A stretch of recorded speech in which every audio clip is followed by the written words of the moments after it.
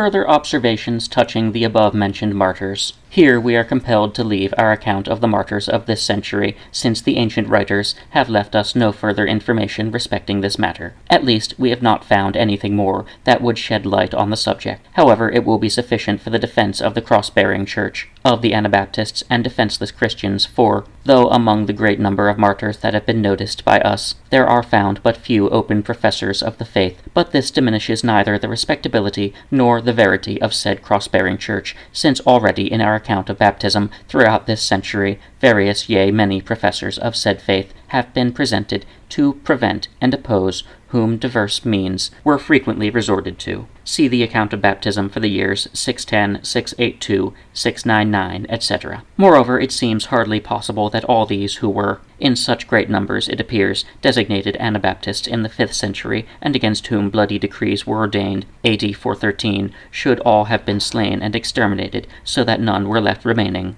This, we say, seems hardly possible, since even in the severest persecutions, the persecuted, especially if their number is great, cannot be spied out so closely as to make it impossible for any to escape, or that not one or the other will be able to conceal himself. This being the case, those remaining, for it can scarcely be otherwise, allowed the living faith which was in them to manifest and work out its power in order to implant in the people of that age, but especially in their children and descendants, the belief and doctrine which they themselves professed, and for the sake of which they had imperiled their lives, escaping death, however, through the grace of God. It certainly appears that in the following 6th century there were again people of such belief and doctrine, and not only that, but such as to honor Christ their Savior, did not hesitate as true martyrs to pour out their blood like water. Concerning this, both with respect to the confession and the martyrdom, our observations on the 6th century may be referred. It is a matter of surprise, then, that we hold it for certain that the 7th century also was not destitute of persons who, having professed a good confession of faith,